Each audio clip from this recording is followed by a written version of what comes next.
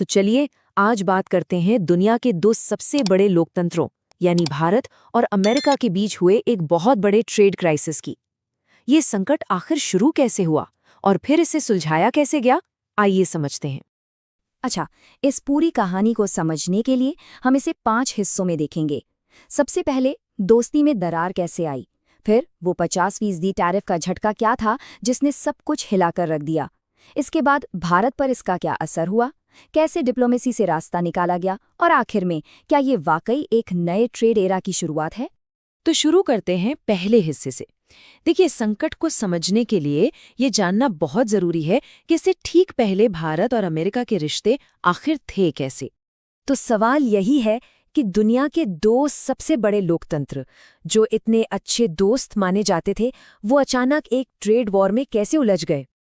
देखिए, ऐसा नहीं था कि रिश्ते खराब चल रहे थे, बल्कि दशकों से तो ये और मजबूत हो रहे थे। क्वाड जैसे ग्रुप्स में दोनों साथ थे, यहाँ तक कि फरवरी 2025 में जब पीएम मोदी अमेरिका गए तो मिशन 500 पर सहमति बनी। मतलब 2030 तक $500 अरब का ट्रेड करने का टारगेट। सब बढ़िया लग रहा था, लेकिन फिर कहानी ने मोड़ लिया। मई 2025 में भारत ने पाकिस्तान के साथ मध्यस्थता वाले अमेरिकी दावे को सीधे सीधे खारिज कर दिया, और इसके ठीक बाद अगस्त में अमेरिका ने वो कदम उठाया जिसने इस पूरे रिश्ते को एक बड़े संकट में डाल दिया। भारी भरकम टैरिफ लगा दिए। तो अब आते हैं कहानी के उस पॉइंट पर जिसने इस पूरे संकट की आग लगाई, वो 50% वाला टैरिफ शॉक। अगस्त 2025 का वो महीना जब भारत और अमेरिका के रिश्ते एकदम से बहुत ज्यादा तनाव भरे हो गए, डिप्लोमैटिक लेवल पर भी और ट्रेड के लेवल पर भी। और इस सारे तनाव के सेंटर में था सिर्फ एक नंबर, 50%।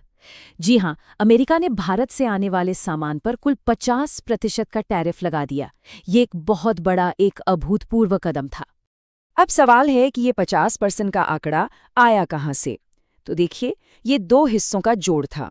पहला 25% का एक रेसिप्रोकल टैरिफ और दूसरा 25% का पेनल्टी टैरिफ, जो इसलिए लगाया गया क्योंकि भारत रूस से तेल खरीद रहा था। दोनों को मिलाकर हो गया पूरा 50%। तो अमेरिका ने तो टैरिफ लगा दिया, पर इसका भारत की इकोनॉमी पर, यहाँ के लोगों पर, बिजनेस पर क्या असर पड़ा, चलिए अब वो देखते हैं। इसका असर एक तरह से सुनामी जैसा था। टेक्सटाइल, लेदर, ज्वेलरी, इन सेक्टर्स में लाखों नौकरियों पर खतरा मंडराने लगा। जो छोटे और मीडियम एक्सपोर्टर्स थे, उनका तो टिकना ही मुश्किल हो गया। बड़ी बड़ी कंपनियां जो अपनी सप्लाई चेन भारत लाने का सोच रही थीं, उन्होंने अपने प्लान होल्ड पर डाल दिए। और नतीजा, भारतीय एक्सपोर्टर्स को मजबूरन अमेरिका छोड़ चीन और यूएई जैसे मार्केट की तरफ देखना पड़ा। ये संकट कितना बड़ा था, इसका अंदाजा आप एक्सपर्ट माइकल कुगिलमैन की इस बात से लगा सकते हैं। उन्होंने इसे साफ साफ कहा, पिछले 2 दशकों में अमेरिका भारत संबंधों का ये सबसे बुरा दौर था। लेकिन जैसा कहते हैं, हर रात की सुबह होती है। अब कहानी उस मोड़ पर आती है जहां इस टकराव को खत्म करने के लिए डिप्लोमेसी ने अपना काम शुरू किया। और फिर फरवरी 2026 में वो खबर आई जिसका सबको इंतजार था, एक डिप्लोमैटिक ब्रेक थ्रू। दोनों देशों ने एक नए अंतरिम ट्रेड फ्रेमवर्क का ऐलान किया, और यही था इस कहानी का सबसे बड़ा टर्निंग पॉइंट। तो इस डील में हुआ क्या? सबसे जरूरी बात, वो जो 25% का पेनाल्टी टैरिफ था ना, रूसी तेल वाला, उसे पूरी तरह से हटा दिया गया, 0। और जो दूसरा 25% का टैरिफ था, उसे भी कम करके 18% पर ले आए। मतलब जो टैरिफ 50% तक चला गया था, वो एक झटके में घटकर सिर्फ 18% के आसपास आ गया। लेकिन जाहिर है ये सब एक तरफा नहीं था।